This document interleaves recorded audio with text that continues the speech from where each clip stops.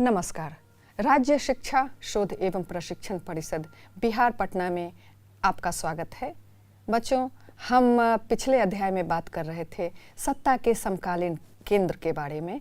इसमें हमने यूरोपीय संघ के गठन और इससे जुड़े समुदायों की चर्चा की थी, संधियों की चर्चा की थी, किस तरह इसका संगठन हुआ, कौन कौन से इसके देश हैं, इसका उद्देश्य क्या है, इस पर चर्चा की थी। साथ ही दूसरा जो संगठन यानी कि सत्ता के समकालीन केंद्र के रूप में छोटे छोटे देशों का जो उभर कर सामने आया वह आसियान था। इसके भी कई महत्वपूर्ण बिंदुओं पर हमने बातचीत की, इसके उद्देश्यों की चर्चा की, इसमें शामिल देशों की चर्चा की और अभी हम उसी आसियान सामाजिक सांस्कृतिक समुदाय के जो महत्वपूर्ण बिंदु हैं हम उस पर बात कर रहे थे। इसी कड़ी को हम आगे बढ़ाते हैं और देखते हैं कि अगला जो बिंदु था वह क्या था। सामाजिक और आर्थिक कमजोरियों, आपदाओं, जलवायु परिवर्तन और अन्य नई चुनौतियों को अनुकूलित करने और प्रतिक्रिया देने की बढ़ी हुई क्षमता वाला एक लचीला समुदाय बनाना। बच्चों, इस समुदाय का उद्देश्य यह भी था कि आर्थिक रूप से ऐसी लचीली व्यवस्था बनाई जाए ताकि इसके सदस्य देश और जो सहभागी यानी कि पार्टनर देश हैं उन्हें आपस में सामंजस्य बनाने में या व्यापार करने में या किसी अन्य तरीके से अगर वो इन देशों में पर्यटन के लिए आते हैं या पर्यावरण की दिशा में काम करते हैं या शैक्षिक गतिविधियों के लिए एक दूसरे देशों में जाते हैं, तो इसके लिए यह समुदाय काम करता रहेगा।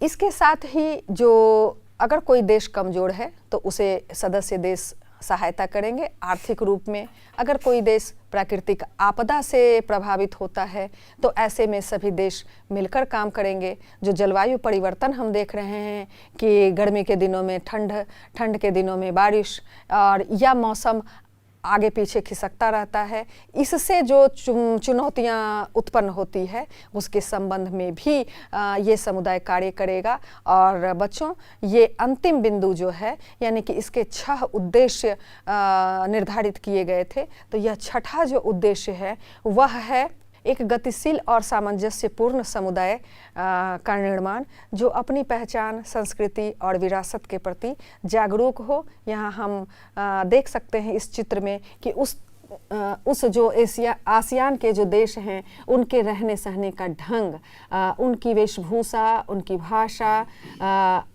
उनकी संस्कृति थोड़ी अलग है। और ये जो कहते हैं मंगोलियन समुदाय से संबंधित हैं, तो इनकी जो शारीरिक संरचना है वो भी विशिष्ट स्वरूप लिए हुए है।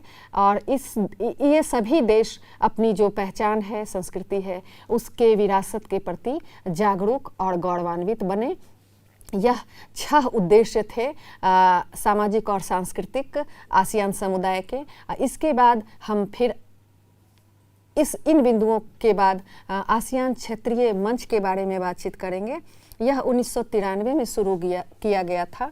27 जो सदस्यीय देश थे, यहाँ हम देख सकते हैं कि 27 देशों का झंडा लगा हुआ है और 27 देशों के प्रतिनिधि शामिल हैं इस आसियान क्षेत्रीय मंच के गठन के लिए। यह भी बहुपक्षीय समूह जो था कि आपस में क्षेत्रीय विश्वास उत्पन्न करेंगे और किसी भी तरह की अगर कूटनीति यानी कि किसी भी तरह की दूसरे देशों के साथ राजनीतिक, आर्थिक या सैन्य संधियों की बात हो, समझौतों की बात हो, ऐसे में अपने देशों के हितों का ख्याल रखते हुए अन्य देशों के हित का भी ख्याल रखेंगे और इस तरह से क्षेत्रीय मंच विकास के लिए कार्य करेगा। यह जो वार्ता थी बच्चों 6 साल तक चली। साथ ही बच्चों, आसियान क्षेत्रीय मंच को राजनीतिक और सुरक्षा के मुद्दों पर सहयोग हेतु भी विकसित किया गया था। और अंतिम जो बिंदु था वह था भारत और आसियान के बीच मुक्त व्यापार संबंध का। तो भारत और आसियान ने किस तरह अपने संबंधों को आगे बढ़ाने के लिए मुक्त व्यापार क्षेत्र की स्थापना की, वो हम उसके महत्वपूर्ण बिंदुओं पर नज़र डालते हैं। देखते हैं कि इन दोनों के बीच जो मुक्त व्यापार क्षेत्र की बात हुई उसमें क्या क्या महत्वपूर्ण बातों को, किन किन महत्वपूर्ण बातों को शामिल किया गया। यह जो भारत आसियान मुक्त व्यापार समझौता हुआ था, यह वार्ता पहले 6 साल तक चली। तब जाके 2009 में जो आसियान देशों के जो मंत्री थे, यानी कि वित्त व्यवस्था से संबंध रखने वाले जितने मंत्री थे, उन्होंने भारत आसियान मुक्त व्यापार समझौता पर हस्ताक्षर किया। और भारत और आसियान के जो 10 देश हैं, इनके बीच जो भी वस्तुएं हैं जिनका उत्पादन होता है, जो वो निर्यात करना चाहते हैं या आयात करना चाहते हैं, इन सभी को कवर करता हुआ यह समझौता 2010 में प्रभाव में आ गया। एक तरफ भारत का झंडा है और दूसरी तरफ आसियान का झंडा है। यह झंडा बता रहा है कि दोनों ही वो आसियान संगठन और देश भारत दोनों ही एक घनिष्ठ संबंध में इस मुक्त व्यापार समझौते की वजह से बंध चुके हैं। और आगे आते हैं बच्चों, हम इस अध्याय में चीन जो सत्ता के वैकल्पिक केंद्र के रूप में तेजी से उभरा और 1948 के बाद जब तीसरी दुनिया के देश स्वतंत्र हो रहे थे, उसी समय चीन ने भी 1948 में स्वतंत्रता को प्राप्त किया। और चीन पूर्वी एशिया में अवस्थित है। यह जनवादी गणराज्य के रूप में था। हाल फिलहाल तक यह विश्व की सबसे ज़्यादा जनसंख्या वाला देश था, लेकिन हमारा देश भारत, इसने कम से कम जनसंख्या के मामले में तो चीन को पीछे छोड़ ही दिया है। और चीन जो है यह 5 समय जोन में बटा हुआ है। बच्चों, जब आप भूगोल पढ़ेंगे तो उसमें समय जोन की चर्चा करेंगे, यानी कि एक समय जोन में लगभग 15 डिग्री देशांतर की दूरी तय होती है और यह 1 घंटे का माना जाता है। तो ज़्यादातर देशों में एक ही समय जोन होता है, लेकिन चीन इतना बड़ा है कि इसमें 5 समय जोन को रखा गया है और इसकी जो सीमाएं हैं वह 14 देशों के साथ लगी हुई है। सबसे ज़्यादा रूस के साथ लगी हुई है। भारत और चीन के बीच जो बच्चों संबंध है, मुख्य रूप से हम इस पर नज़र डालेंगे। चीन ने अपना साम्यवादी व्यवस्था को अपनाते हुए अपना आर्थिक विकास तेजी से किया, खासकर तकनीक के क्षेत्र में इसने अभी पूरे विश्व पर अपना प्रभुत्व जमा रखा है। साथ ही साथ ऋण देकर और दूसरे देशों में निर्माण कार्य करके, दूसरे देशों की आर्थिक सहायता करके इसने कई देशों पर अपना आधिपत्य, यानी कि कई देशों को अपने प्रभाव क्षेत्र में ले लिया है।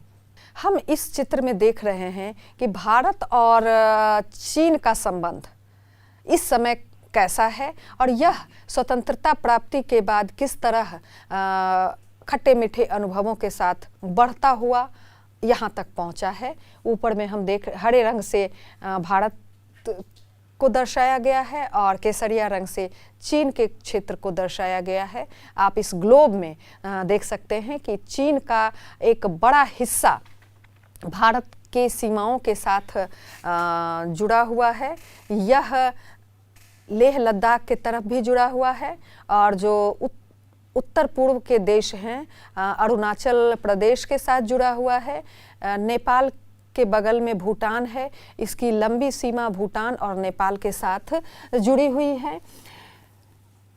जब हमारा देश स्वतंत्र हुआ भारत, तो भारत ने पंचशील के सिद्धांत को अपनाया। पंचशील के सिद्धांत के जो मुख्य बिंदु थे वो ये थे बच्चों कि हमें ऐसे नैतिक रूप से एक समूह बनाना है, यानी कि हमें नैतिक उद्देश्यों का एक ऐसा समूह बनाना है जिसमें कि जितने भी देश हैं, प्रत्येक देश अपनी विदेश नीति को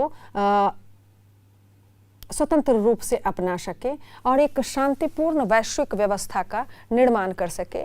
यह पंचशील का सिद्धांत हमारे प्रथम प्रधानमंत्री जवाहरलाल नेहरू ने दिया था और इसमें हर विश्व के जितने भी देश हैं वे एक दूसरे की संप्रभुता और अखंडता का सम्मान करेंगे, यानी कि कोई भी देश दूसरे देश पर आक्रमण करके उसके भूभाग को नहीं हड़पेगा और निर्णय लेने की जो सर्वोच्च नीति, सर्वोच्च स्तर पर जो निर्णय लेने की नीति होती है यानी कि संप्रभुता होती है, उसमें भी हस्तक्षेप नहीं करेगा।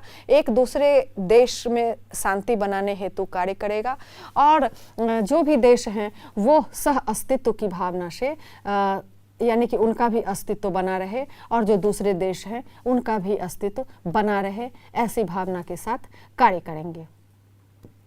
1 अप्रैल 1950 को सबसे पहले भारत और चीन ने राजनयिक संबंध स्थापित किए थे और हम देख सकते हैं इस चित्र में कि दोनों ने एक दूसरे के साथ मित्रता का हाथ बढ़ाया और उस समय जो चीन के प्रमुख थे और हमारे भारतीय प्रधानमंत्री दोनों ने इस पंचशील की सिद्धांत को अपनाने का वादा किया, लेकिन दुर्भाग्यवश यह आगे नहीं चल सका और चीन ने धोखा दिया, जिसमें 1954 में इसकी व्याख्या की गई थी, लेकिन 2020 को अभी जो समय है बच्चों 2020 में इसकी 70वीं वर्षगांठ बनाई गई जो राजनयिक संबंध स्थापित किए गए थे उसकी, और चीन ने पंचशील के सिद्धांत का उल्लंघन किया और 1962 में भारत पर इसके अरुणाचल प्रदेश के हिस्से जिसको कि नेफा कहा जाता है उस हिस्से को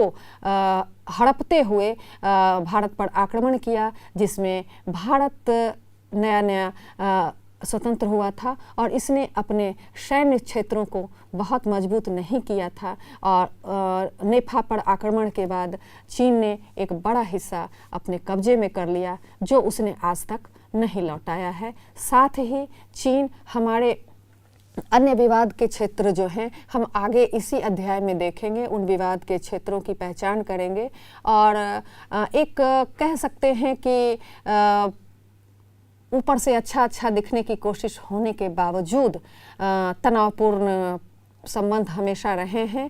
व्यापार के क्षेत्र में दोनों देशों के बीच अवश्य आयात निर्यात होता रहा है, उसमें भी चीन का पलड़ा भारी है। उसके आयात जो भारत में होते हैं वो सस्ते हैं और चीन भारत द्वारा जो निर्यात किया जाता है उस पर महंगे टैक्स लगाता है और यह व्यापार का संतुलन जो है चीन के पक्ष में झुका हुआ है। बच्चों, व्यापार संतुलन की बात तब होती है जब दोनों ही देशों का आयात निर्यात लगभग बराबर की स्थिति में हो, लेकिन चीन का व्यापार जो है वह चीन का व्यापार संतुलन उसके पक्ष में झुका हुआ है जो वह भारत के साथ करता है। जरा हम चीन की राजनीतिक व्यवस्था पर नज़र डालें तो माओ त्से तुंग जो थे, यहाँ आप माओ त्से तुंग की तस्वीर भी देख रहे हैं, इन्हें माओ जेडोंग भी कहा जाता था और ये एक क्रांतिकारी थे, राजनीतिक विचारक भी थे, साथ ही साथ साम्यवादी दल के नेता थे और इन्होंने ही चीन में क्रांति को सफल बनाया। ये जब तक जीवित रहे बच्चों तब तक इन्होंने चीन का नेतृत्व किया, यानी जनवादी गणतंत्र चीन की स्थापना 1949 से 1976 तक इन्होंने नेतृत्व किया। जो हमने पिछले अध्याय में बातचीत की थी लेनिनवादी मार्क्सवादी विचारधारा की, जो कि मार्क्सवादी विचारधारा से प्रभावित थी, इनको इस विचारधारा को चीन में इन्होंने अपने सैनिक रणनीति में जोड़ा और एक नए विचार को जन्म दिया जिसे कि मार्क्सवादी विचारधारा का माओवादी विचारधारा के नाम से जाना जाता है। और दूसरे जो वहाँ महत्वपूर्ण नेता हुए वे थे देंग शियाओपिंग, यानी कि इन्होंने इनका जन्म जो है 1904 में हुआ था, 1997 में इनकी मृत्यु हुई।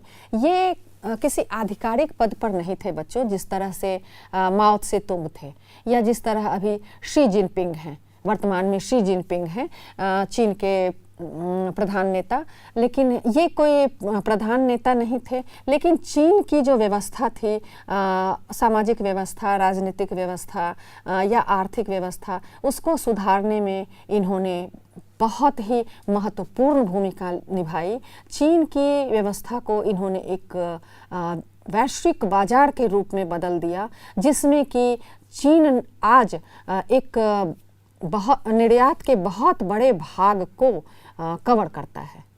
विश्व में निर्यात में चीन का हिस्सा बहुत बड़ा है। इसके संबंध में कुछ अन्य जो प्रदत्त हैं या डाटा है, उसका विश्लेषण हम आगे के अध्यायों में करेंगे। तो देंग शियाओपिंग ने 1978 से 1992 तक चीन के महत्वपूर्ण नेता के रूप में, मुख्य नेता के रूप में बेहद प्रभावकारी भूमिका निभाई। अब हम देखते हैं भारत और चीन के बीच जो सीमा विवाद है।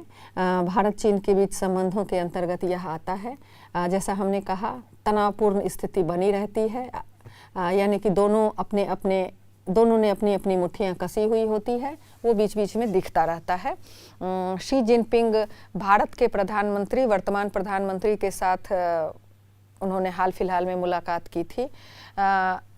लद्दाख में पैंगोंग झील के पास गलवान में हाल फिलहाल में जो झड़प हुई थी, उसमें दोनों देशों के सैनिक मारे गए, जिसमें कि फिर अंतर्राष्ट्रीय हस्तक्षेप के बाद शांति बहाल हुई। फिर नाथुला सेक्टर है सिक्किम में, वहाँ भी दूसरी झड़प को चीन ने जन्म दिया।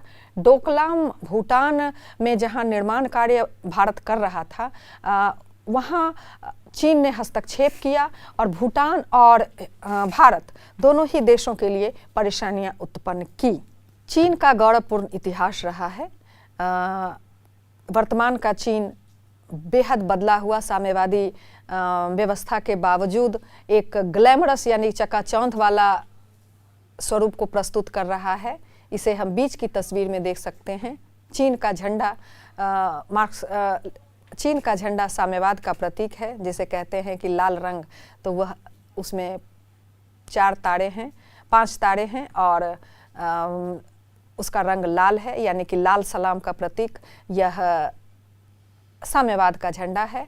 चीन की एक महत्वपूर्ण जो विरासत है वह चीन की लंबी दीवार के रूप में है, जो इतिहास में दर्ज है, इतिहास के पन्नों में दर्ज है, जिसने चीन की लंबे समय तक जो है वह रक्षा की है। इस चित्र को प्रभात खबर में प्रकाशित हुआ था, वहाँ से लिया गया है। और अब आते हैं बच्चों देश जापान पर। यह जो देश है एशिया महाद्वीप के पूर्व में प्रशांत महासागर में स्थित है। 4 छोटे छोटे द्वीपों का समूह है। पूर्वी समुद्र तट जो एशिया का है वहाँ ये स्थित है और पश्चिम की ओर से जापान सागर से घिरा है। उत्तर में ओखोटस्क है, यानी कि अपने उत्तर में जापान जहाँ स्थित है, पश्चिम में जापान सागर, उत्तर में ओखोटस्क और दक्षिण में पूर्वी चीन सागर तक यह फैला हुआ है। देख सकते हैं बच्चों जापान की स्थिति को। जो ये छोटे छोटे द्वीप हैं, तो 4 द्वीप मुख्य रूप से हैं। इसमें सबसे एक द्वीप ऊपर है और उसके बाद पीले रंग से एक को दर्शाया गया है, दूसरा नीले रंग से है, सबसे ऊपर गुलाबी रंग से है, नीचे छोटे छोटे द्वीपों की श्रृंखला है। इसे जापान देश के नक्शे के रूप में दर्शाया गया है। तो इसके जो चारों तरफ ये उजला भाग है, यह समुद्री भाग है, जो कि अभी बताया गया कि ऊपर में ओखोटस्क है, पश्चिम की ओर जापान सागर है और नीचे प्रशांत सागर से यह घिरा हुआ है। यह बौद्ध धर्म को मानता है। तस्वीर में बौद्ध धर्म का एक मठ दिखाई दे रहा है। जापान को उगते सूरज का देश कहा जाता है। निप्पॉन वहाँ का एक शब्द था जिसका अर्थ होता है उगते सूरज का देश। वही निप्पॉन जापान के रूप में जाना जा रहा है। जापान देश की जो विशेषता है बच्चों, इस 1945 में जो विश्व युद्ध समाप्त हुआ, उसमें जापान ने काफ़ी बढ़त बढ़ा ली थी और इसने संयुक्त राज्य अमेरिका को घुटने टेकने पर मजबूर कर दिया था। ऐसे में नागासाकी और हिरोशिमा इन दोनों ही शहरों पर संयुक्त राज्य अमेरिका ने परमाणु बम गिराए और जापान को घुटने टेकने पे मजबूर किया। इन दोनों ही परमाणु बमों के प्रयोग से जापान बिखर गया।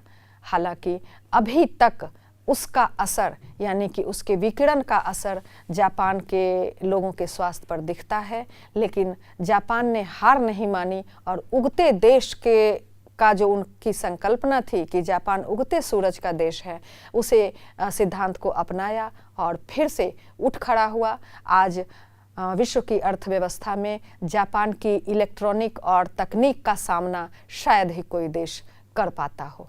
जापान में प्राकृतिक संसाधनों की कमी है, चूँकि यह 3 तरफ से समुद्र से घिरा हुआ है और जो इसके द्वीप हैं वो भी बिखरे हुए हैं और यहाँ भूकंप काफ़ी मात्रा में आता है। हर दिन 100 से ज़्यादा भूकंप आते हैं।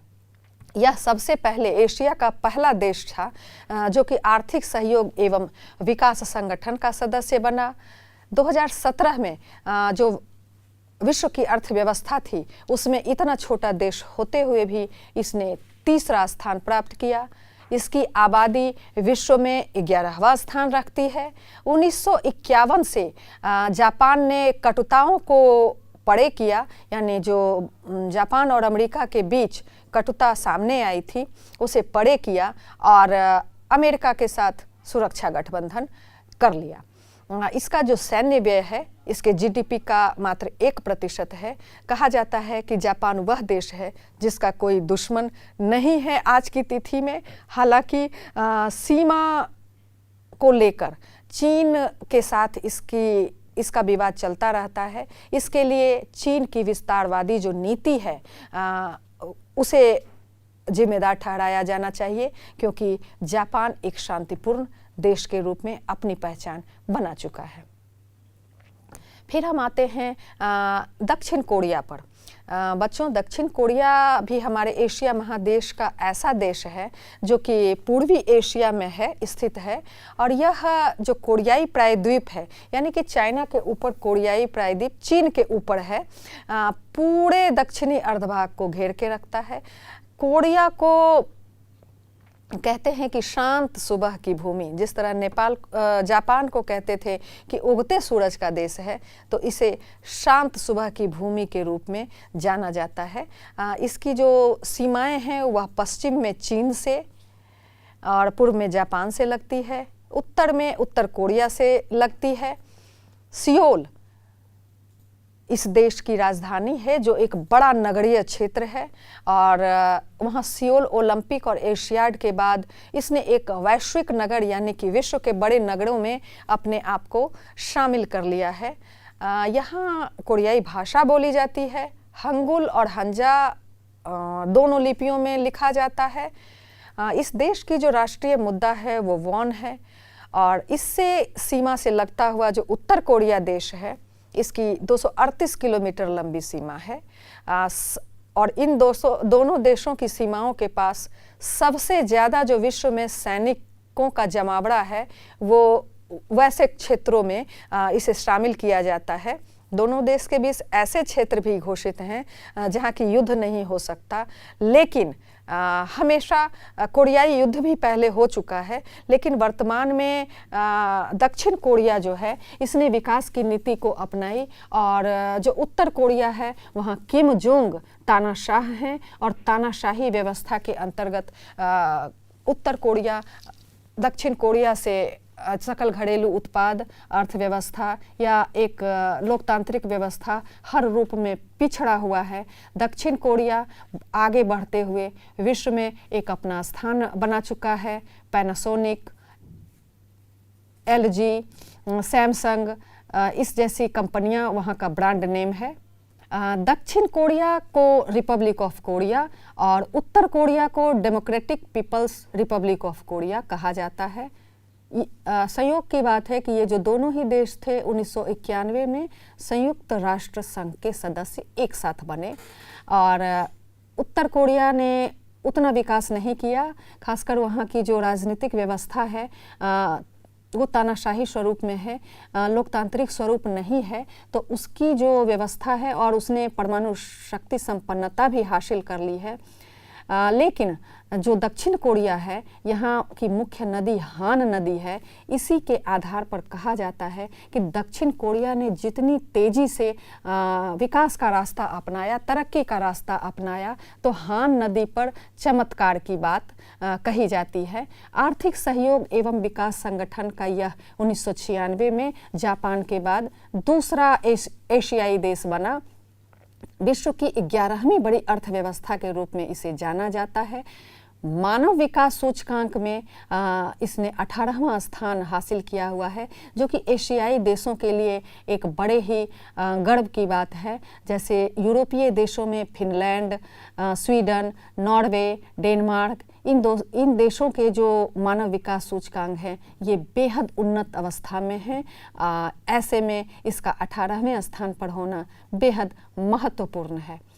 सफल भूमि सुधार, दक्षिण कोरिया की जो व्यवस्था है, इसने किस तरह से विश्व में अपना महत्वपूर्ण स्थान बनाया, इसने विकास के रास्ते को किस तरह इतनी तेज़ी से अपनाया, तो इसने कुछ महत्वपूर्ण बिंदुओं को ध्यान में रखकर अपनी नीतियों को आगे बढ़ाया और सफलता प्राप्त की, जिसमें कि भूमि सुधार को महत्वपूर्ण रूप से शामिल किया गया, ग्रामीण विकास को शामिल किया गया, जो मानव संसाधन थे यहाँ की, यानी कि वहाँ की जो जनता थी, उसे कुशल बनाने में काफ़ी मेहनत की गई। ऐसे कार्यक्रम चलाए गए कि वहाँ के लोग अपने किसी न किसी कार्य में या हस्तशिल्प में या व्यवसाय में कुशलता प्राप्त कर सकें, और निर्यात को अत्यधिक प्राथमिकता दी गई।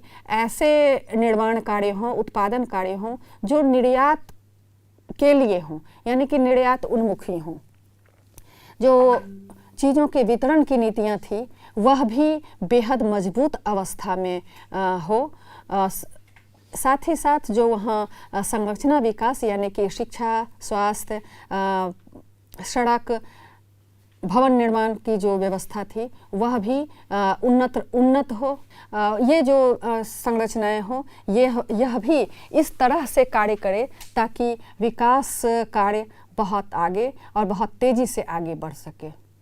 तो बच्चों, अभी हमने सत्ता के वैकल्पिक केंद्र या समकालीन केंद्र से संबंधित बातचीत की, जिसमें यूरोपीय संघ, आसियान, चीन जो एक उभरता हुआ ही नहीं बल्कि विश्व में एक तरह से दूसरे ध्रुव के रूप में अपनी पहचान बना ली है, एक मजबूत अर्थव्यवस्था बना ली है। साथ ही साथ जापान और दक्षिण कोरिया की भी बातचीत हमने की। इन देशों की नीतियों को देखा और इनके विकास के बढ़ते कदम को हमने देखा। इस अध्याय से संबंधित प्रश्नोत्तर को हम अगले अध्याय में करेंगे और यहीं हम इसे विराम देते हैं। नमस्कार।